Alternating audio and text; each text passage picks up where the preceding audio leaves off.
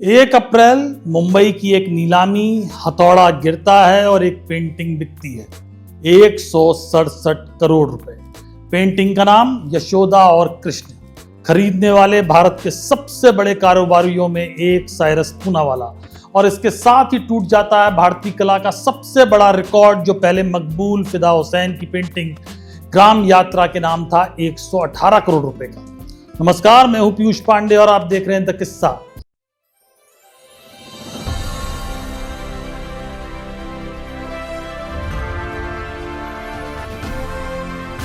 The किस्सा with Piyush Pandey.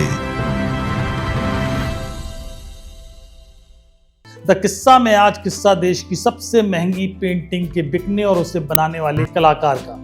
जाहिर है आपके मन में सवाल होगा कि आखिर इस पेंटिंग में ऐसा क्या खास है जो इसे भारत की मोनालिसा बना देता है। जी, 35 बाय 28 इंच की ये पेंटिंग, जिसमें बाल रूप में कृष्ण हैं और माँ यशोदा की गोद, साथ में बनाने वाले का दस्तखत, ये सिर्फ एक धार्मिक चित्र नहीं है, ये माँ और बच्चे के रिश्ते की सबसे सार्वभौमिक तस्वीर है। यूरोप में जैसे मैडोना एंड चाइल्ड की परंपरा है, वैसे ही भारत में ये पेंटिंग उस भाव को छूती है। कला विशेषज्ञ आशीष आनंद ने इसे कहा इंडियन आर्ट की मोनालिसा। और सबसे खास बात, ये पेंटिंग अपने अनुमान से दोगुने दाम में बिकी। 80 करोड़ रुपए में बिकने का अनुमान था, लेकिन बिकी 167 करोड़ 20 लाख रुपए में। लेकिन जिस कलाकार ने ये पेंटिंग बनाई, उसकी कहानी इससे भी ज्यादा दिलचस्प है। नाम सुना होगा आपने राजा रवि वर्मा का। केरल के किलिमानूर में जन्मे सिर्फ 5 साल की उम्र में दीवारों पर चित्र बनाने लगे थे राजा रवि वर्मा। एक दिन उनके चाचा राजा वर्मा राजमहल की दीवार पर तंजावुर शैली में एक पेंटिंग बना रहे थे। अचानक बीच में काम छोड़कर जाना पड़ा और जब लौटे तो देखा कि 14 साल के भतीजे ने अधूरी पेंटिंग पूरी कर दी है। किसने बनाई? छोटे से रवि वर्मा ने। उस दिन तय हो गया कि लड़का साधारण नहीं है और चाचा ने भी तय कर लिया कि इसे चितेरा बनाना है। लेकिन एक दिलचस्प किस्सा और है किशोरावस्था का।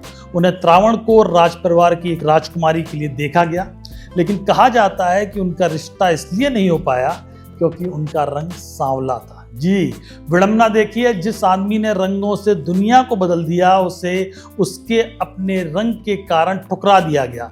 ये प्रामाणिक नहीं है किस्सा, लेकिन ये कहा जाता है। ये उनकी किस्मत बन गई, लेकिन अगर वो राजकुमार बन जाते तो शायद दरबार की सीमाओं में ही बंद कर रह जाते। लेकिन अब वो पूरे भारत में घूम सकते थे और उन्होंने इसी तरह कला को नया रूप भी दिया। और एक और दिलचस्प कहानी है राजा रवि वर्मा के प्रेस में काम करने वाले एक लड़के की, जिसका नाम था दुंडीराज गोविंद फाल्के। यही आगे चलकर बना दादा साहब फाल्के, यानी दादा साहब फाल्के और राजा रवि वर्मा का भी संबंध था।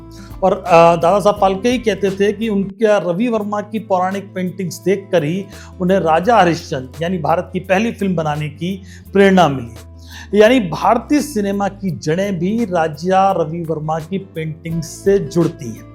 लेकिन राजा रवि वर्मा ने सिर्फ पेंटिंग्स नहीं बनाई, उन्होंने पहली बार भगवान को इंसान की तरह दिखाया और ये सबसे बड़ा रोल उनका माना जाता है। सरस्वती, लक्ष्मी, दुर्गा, कृष्ण, आज हम जिस रूप में पेंटिंग्स देखते हैं, कैलेंडर पे देखते हैं, उसकी कल्पना अधिकतर रवि वर्मा ने ही की थी। और फिर उन्होंने 1894 में एक प्रिंटिंग प्रेस शुरू की, जहां से उनकी पेंटिंग्स की हजारों कॉपियां छपी और पहली बार भगवान की तस्वीरें आम लोगों के घर तक पहुंची। हालांकि इसी दौर में उनकी कुछ पेंटिंग्स, जिसमें स्त्री शरीर को बेहद यथार्थ रूप में दिखाया गया था, जिन्हें न्यूड भी कहा गया, उन्हें लेकर उस दौर में उनकी काफ़ी आलोचना हुई। यहाँ तक कि उनकी पेंटिंग भी गुस्से में लोगों ने जला डाली और बाद में एक आग में उनका बहुत सा काम नष्ट भी हो गया। राजा रवि वर्मा के बारे में कहा जाता है कि उन्होंने जो काम किया उसमें मानवीय चेहरा दिखता है। उसके पीछे का एक कारण उनकी बेटी है। दरअसल रवि वर्मा की कई पेंटिंग्स में एक ही चेहरे की झलक मिलती है और वो चेहरा था उनकी बेटी महाप्रभा का, जिसे वो प्यार से कहते थे कोच्चुपोट्टी। उनके लिए वो सिर्फ बेटी नहीं बल्कि आदर्श स्त्री चेहरे का रूप थी, जिसे उन्होंने कई पेंटिंग्स में यूज किया अपने इमेजिनेशन में। हालांकि आज कोच्चुपोट्टी का जिक्र नहीं, आज बात कृष्ण और यशोदा की पेंटिंग्स की, क्योंकि यही पेंटिंग 67 करोड़ रुपए में बिकी है। और ये एक रिकॉर्ड नहीं है, ये उस कलाकार की पहचान है जिसने भारत को ये सिखाया कि भगवान सिर्फ पूजे नहीं जाते, उन्हें देखा भी जा सकता है। तो ये किस्सा आपको कैसा लगा हमें कमेंट बॉक्स में ज़रूर बताएं। आपने द किस्सा चैनल को सब्सक्राइब नहीं किया है तो ज़रूर करें।